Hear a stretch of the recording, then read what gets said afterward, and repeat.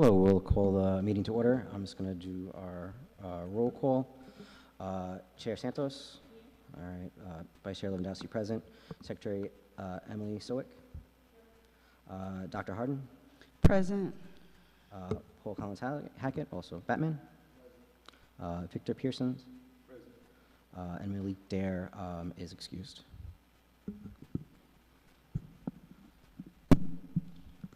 Thank you, John. Welcome everyone to the Monday night, September 29th special meeting for the Albany Community Police Review Board. We're going to go into public comment at this time. Councilman Hoey, I believe you have a public comment?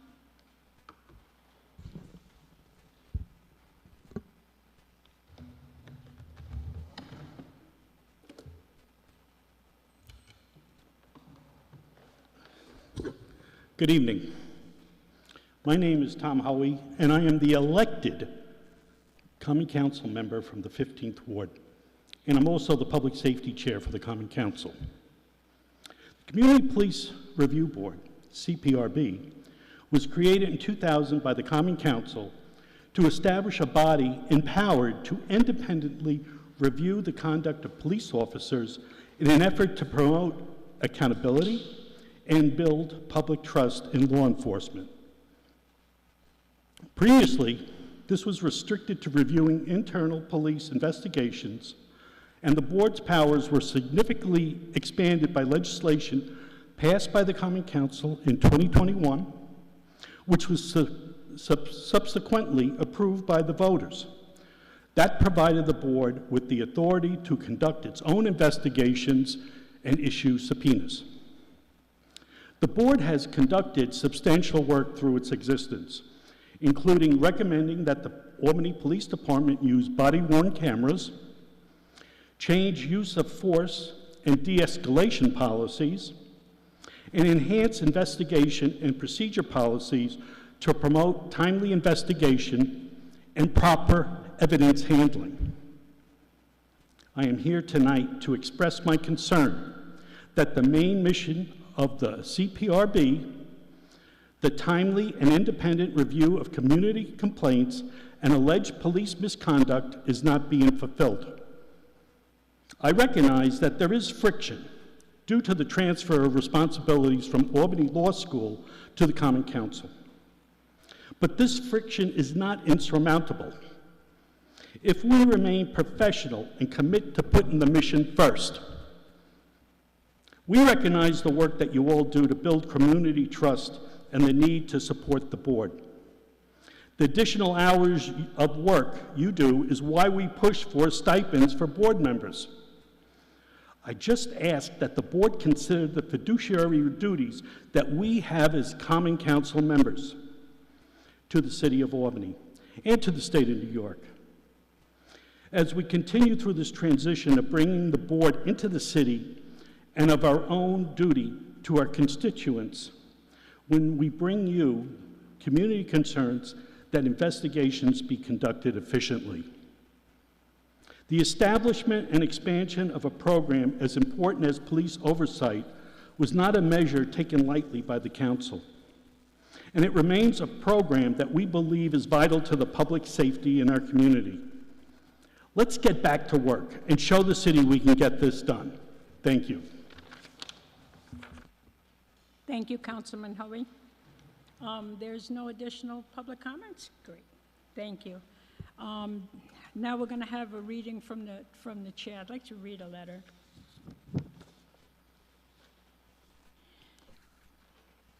As chair, I would like to take a moment to clarify the purpose of tonight's meeting.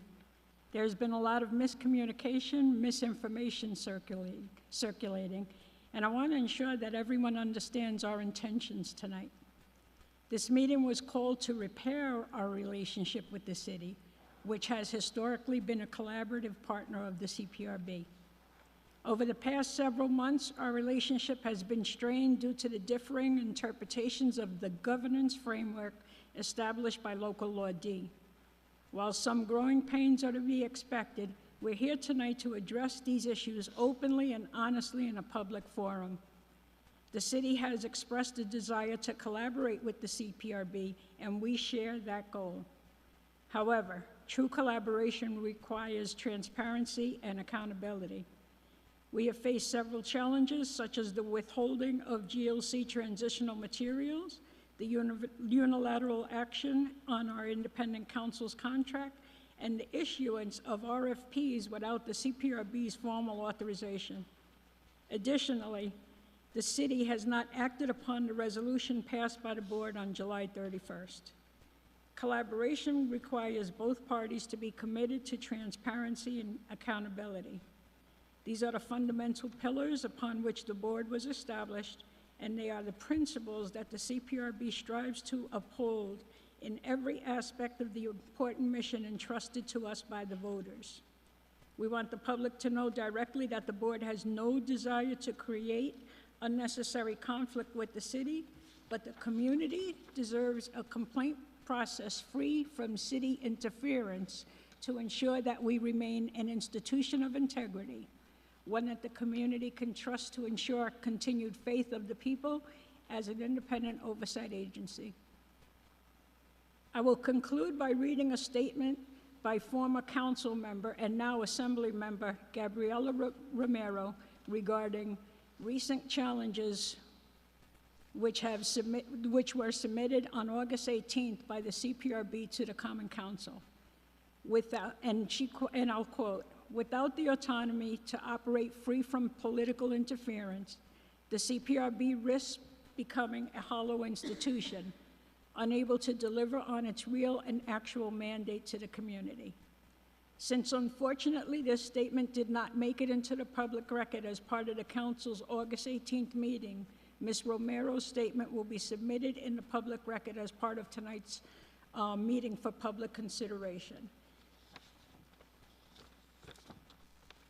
Now I'd like to continue the meeting, and we'll have Secretary Sowick read, sorry.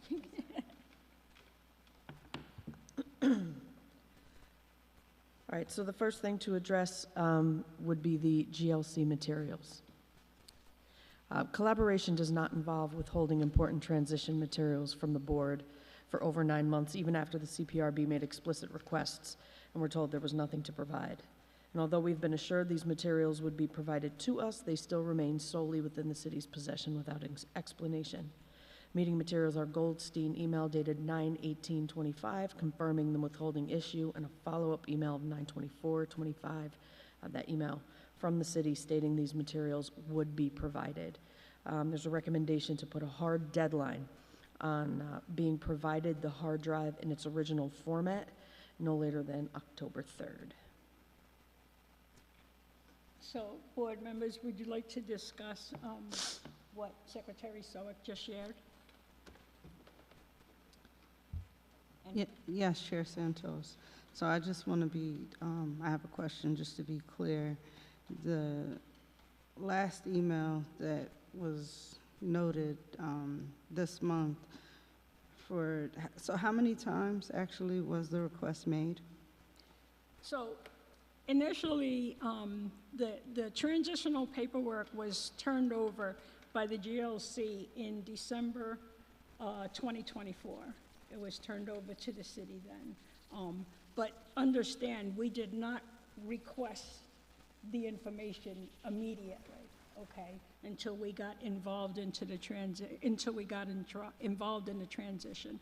But on 9/18, we put on paper that we were requiring the information, and then again on the 24th, an additional paper was submitted to the city, and on that paperwork, it indicated that we also wanted a copy, we requested a copy of the hard drive.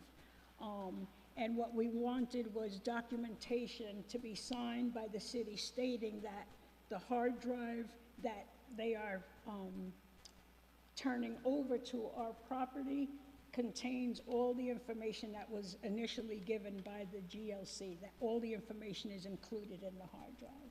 So it was just an affidavit that we wanted the city to sign regarding the information that was held on the hard drive.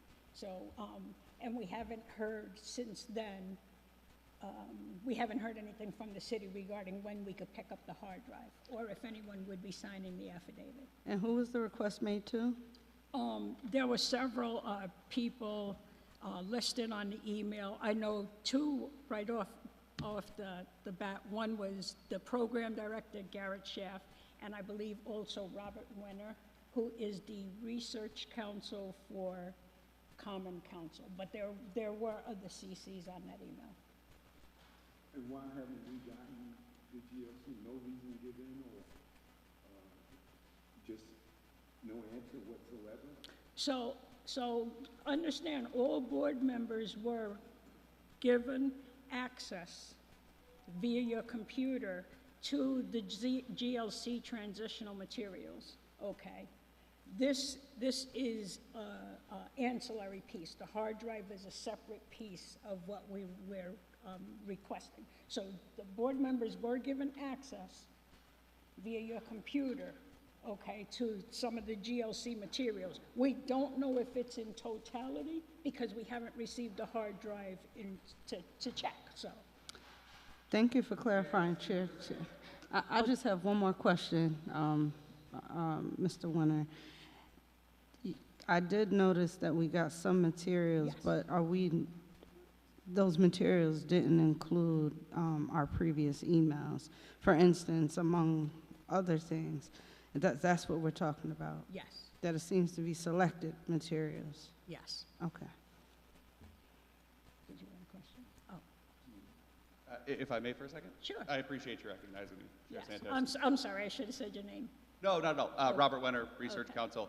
I just wanted to clarify, I think that maybe there was something lost in translation here. An email was passed along letting you all know that the hard drive would be made available as of last Wednesday. It's been in the clerk's office since then, waiting for someone to pick it up. We can give that to you tonight, you guys can head out with it. Will the affidavit that because I didn't receive anything that stated that it was ready, and there's an affidavit that we requested to be signed stating it had all the materials in it? That's what I was kind of waiting for, is the affidavit. Who's going to sign the affidavit, and when is it available? Right. We can't speak to the affidavit right now. It requested a lot of information outside of just a confirmation as to what was on the hard drive.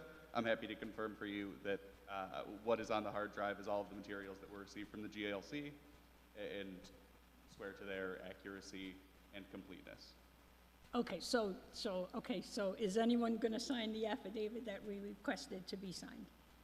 No, the affidavit requested additional information outside of what was contained on the hard drive that no one will be signing to. Okay. Do you know what that additional information is? I'm just confused. Among other things, the affidavit requested signatures from a variety of city employees, including members of IT, people from the GLC, as to a chain of custody, which we're not able to provide, especially as it pertains to the GLC. And there was a request for some factual recountings as to information about the hard drive that no one here is in any position to provide. What we can tell you is that the GLC provided the hard drive. It was kept with IT until it was requested, at which point we started trying to chase down any data security concerns we might have in case there were confidential information on it. Once we chased that down, IT made a copy of all of the information, put it on a hard drive. It's been available for pickup. since Mr. last Winter, month. was there a chain of command from IT to who it was served to here in the city? Was there ever a chain of custody, or are you just saying it was just handed over?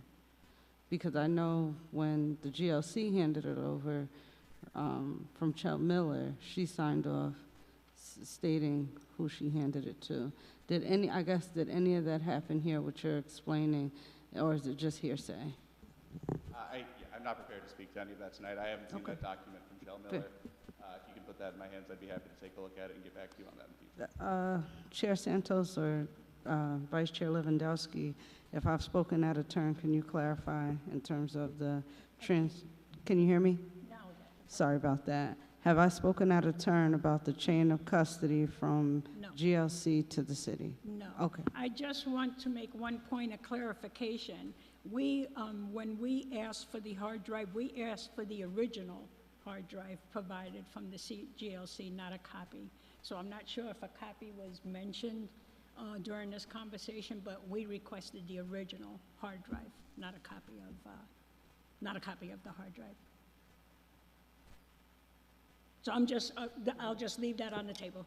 That's what we requested, okay? I want to And provide some. lastly, Chair Santos, for the community's understanding, can you or anyone from the executive team speak to the importance of that drive and to some of the materials that are vital for what we need? Member Harden, I first want to clarify, you made a remark about the emails. Are you referring to the emails on the Albany CPRB domain that was deactivated last month? Yeah, we'll come Okay, back to that. those emails are within the Wait, OneDrive link wait, that was shared with wait. you, and they are clearly labeled. Wait.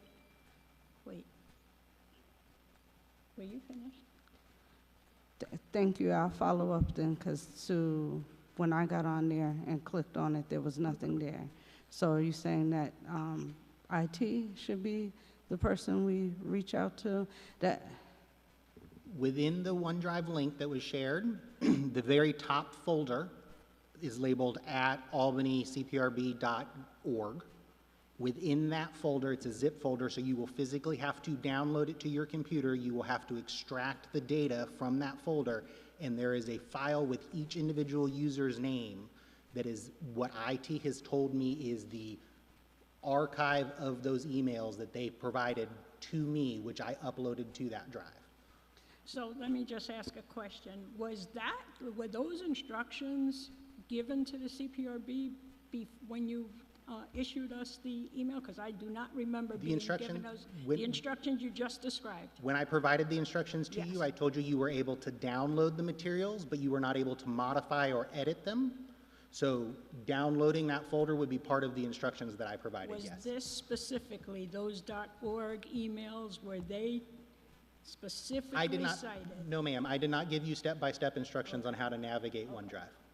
So, no, I appreciate the clarification. I will check that tonight and stand corrected if I'm wrong. Thank you. So I'm gonna, at this point, table this discussion right now. We're gonna have our independent counsel. Oh, I'm sorry, you wanna come in? I'm sorry. Yes, I'm so sorry. And I just want to reiterate, part of the importance of the hard drive and specifically these documents, to follow up with what you were saying, was there are materials related to active cases that we have and that are against the city. So city entities having materials that are privileged to us and our council with regards to active litigation is a concern, and we want to make sure that we have everything in hand and we are afforded the right of, attorney-client privilege with regards to the many emails and documentations and files that we have related to ongoing litigation. So that's kind of the major thing with regards to securing the hard drive and the materials on it. And with regards to the emails, I've opened my emails. I haven't checked through them. The old emails I was able to download. I haven't checked through them yet, but I was able to do it. I believe other members had issue with the download, so there might be an issue I have to talk to IT about.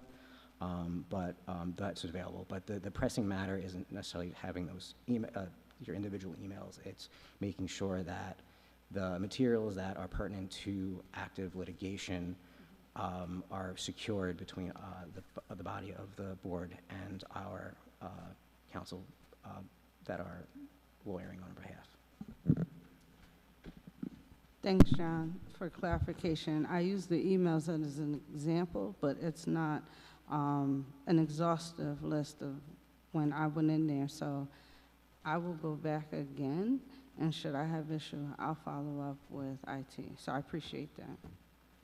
So at this point, I am because there's a question on having the original hard drive or having the affidavit saying the information that's transferred onto this ancillary hard drive is all the correct information.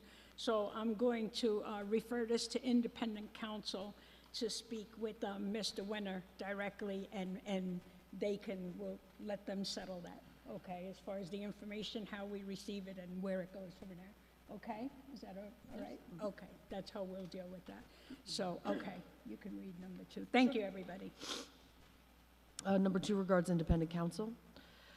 Collaboration does not look like rescinding our independent counsel's contract on the last day without CPRB input following a public renewal vote at our April 10th meeting, which was streamed on the city's website. It does not involve drafting a modified agreement for CPRB counsel without CPRB input or involvement in the drafting of the process or issuing RFPs prior to formal authorization by CPRB following a vote in public session. The board desires to participate in mediation through mutually agreeable parties for resolution instead of more litigation.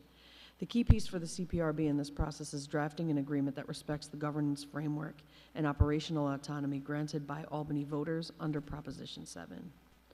The revised agreement proposed by the city is legally and ethically problematic because it places control over CPRB's independent counsel in the hands of city officials, despite CPRB being the client and the city a party opponent in active litigation. Scope provisions allowing the city to define, direct, or constrain counsel's work violate the professional conduct rules, undermine CPRB's litigation posture, and contradict the statutory autonomy granted by Albany voters under Proposition 7. Any provision which subordinates the CPRB's legal representation to city oversight compromises both the integrity of the attorney-client relationship and the operational independence mandated by law.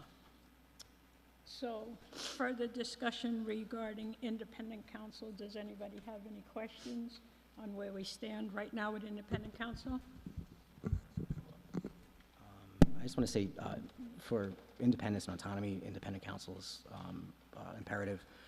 Looking at our history since I've been on the board, the victories we've had, didn't just occur once legislation was passed or referendums were voted. It was what was fought for in legal cases to clarify the law. With regards to independent counsel, having lawyers that are responsible to us is much different than having a lawyer that is an entity of the city that, at the end of the day, we're a group of citizens where we don't really have power. Having someone that when we have an issue can advocate for us in an independent way that is isolated from the city administration is imperative for us to be fully independent, and also for our credibility. If we get an answer from a city lawyer, and it's nothing against any of the city lawyers, they're lovely people, but at the end of the day, our credibility is always going to be held in question because who's making that decision? With independent counsel that's actually independent and is answerable to us, as we are answerable to people, that is an imperative. Also, the manner by which counsel was trying to be taken from us, there wasn't any kind of heads up. We had an order signed by the mayor allowing this. If you look back at our history with regards to the reason we had independent lawyer, and we've even had the law school dean at the time write letters saying how this was imperative for the legitimacy and for the actual operation for us to do. And if you look back at the history of what we were able to gain with regards to interviewing officers, actually having investigations that are independent, getting materials that we would not have gotten in any other way without having independent counsel. Moving forward, independent counsel is imperative. And going back to people saying with the RFPs, in other structures like the county or the state, if there was ongoing litigation, there should be an emergency order allowing them to continue as counsel, and that's not trying to rehash an RFP, which would completely renegotiate our terms with regards to our independent counsel. would not be an appropriate way to go, and that wasn't something that was afforded us. And that's one of the reasons we're here today. But independent counsel is key to us being independent, autonomous, transparent, and credible. Thank you, John. Paul? Yeah, the nature of our board duties brings us into conflict with city employees. That's just the nature of the work. Having lawyers in common doesn't work. We tried that before, and when there's a conflict of interest, it makes situations problematic and things get weird. In the past, we had our counsel who was from the city of Albany. We asked a question, he told us to Google it. That's a problem when your lawyer tells you to Google things and doesn't seem to have your best interest in mind. So for that reason, in the interest of efficiency, transparency, true oversight, we need independent counsel, and going back and forth about it is stupid. The idea should be, how do we get this done? What does it take to happen? How do we move forward? The back and forth, and take your lawyers, now they're back. No, this is dumb, bro. I'm really frustrated with that. And when Common Council and all of us are working together, this situation and this problem should be resolved relatively quickly. So it's frustrating to me that we have to keep explaining the need of why we need independent counsel. This is ridiculous. I'd rather just move forward to a solution, and I'm open to what that looks like. Thank you, Paul. Anyone else? So I just want to reiterate the fact that our independent counsel is so important right now, as they've been working for the past 3 years on litigation that has to, that, you know, is against the city. We're involved in active litigation right now that is so important to the autonomy and the independence of the CPRB. It's, you know, I don't understand in what world that you can say, you know, well, don't worry about the last 3 years. We'll pass that information on to a new lawyer so they can restart the litigation process all over. It just doesn't occur like that. So I do have I'd like to make a motion right now, okay? I'd like to make a motion to reaffirm the board's will to retain Kevin Canizaro and Michael Goldstein on all matters to ensure that there is no ambiguity on this topic. It is not a concession that prior renewal was invalid, but rather to reaffirm our desire to keep our current counsel so that an RFP is not issued until we formally authorize via public vote consistent with our bylaws. Second. Okay. All in favor? Aye. Thank you, that was unanimous.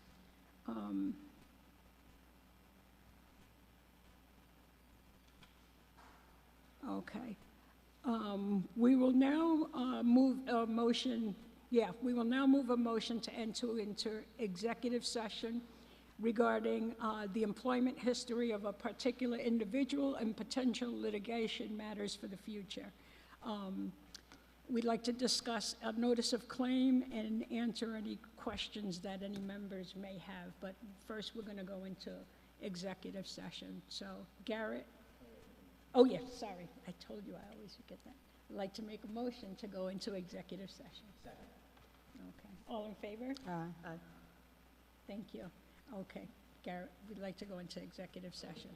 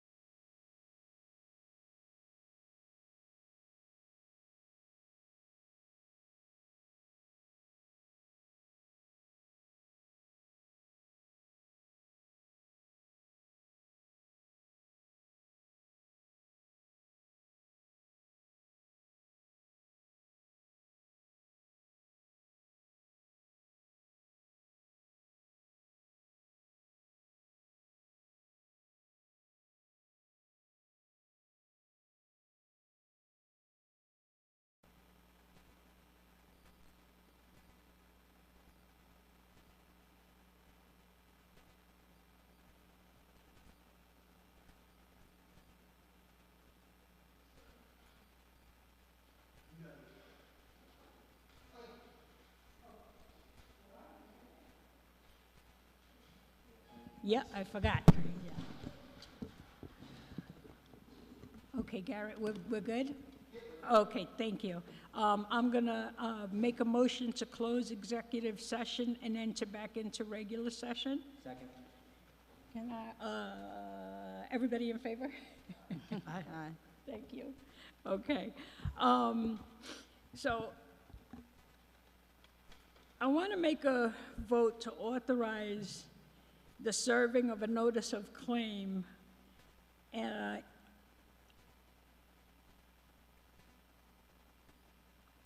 the city if the process of mediation does not resolve the problems. And I want to preface it to the city by stating that the CPRB does not want to submit this notice of claim. And we know that the cutoff date for the notice of claim would be October 17th, which is coming up fast, and it's literally 2.5 weeks away from right now. So if we are to go into the mediation process, the CPRB is hoping that we can make full-out attempts at starting this mediation process sooner rather than later, because this litigation is a last resort action that we don't want to have to submit. Also, regarding the notice of claim, it has a 6-year statute of limitations. Let me just end it by stating that I'm hoping that we could go into mediation before any additional paperwork gets processed. It's so important to us. Just, again, this is an absolute last resort, but with the time constraint with regards to when it could get filed, I think it'd be necessary just so everyone has a full picture of what's going on, and we could work to an end. But between now and the 18th, 17th, I would definitely I think we speak for everyone where we prefer mediation and sitting down and adjusting this. But I feel that with the time constraint, we do need to vote on this. So if that does not happen within the 2-week period, we are covered, and we're doing our due diligence by protecting the board. So, do you want to? I make a motion that we approve to authorize the serving of a notice of claim to the city if the mediation, no, sorry, I should not have said if. Make a motion that we approve the authorization of serving a notice of claim. But as I stated before, we're hoping that the mediation process goes forth before, is that right? Yeah, before we would even submit that. Is that clear? Just a clarifying. Did I not? Yeah, I'm Well, not clear, right? just a clarifying question. What parties exactly would be present for the mediation, just for clarity's? CPRB, go ahead. I think if we reach out, and I wouldn't want to talk about that necessarily right now with regards to that, but if you want to send an email and this evening, and we'll make sure tomorrow have a list of a way to, hopefully we could sit down and resolve this with all the parties that we wish to be there. But I would like to not go on that note just now in a public meeting setting. I don't think it would be appropriate necessarily. But again, that's the option that we would want the most. But at this juncture, with our deadline, we would, the motion stands for what's the name? Submitting the, can you read out this, the top, the name of it? I always get it wrong. Thank you. I didn't gonna say it. So the motion stands for serving a motion claim. Do we have a second for the motion? Second. All right, Dr. V, second. Aye. All right, unanimous.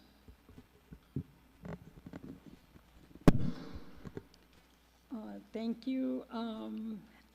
I'd like to make a motion to adjourn today's meeting. Can I have a Second. second? Dr. V? Yes. Thank you. All in favor? Aye. Okay, thank you. Meeting is adjourned.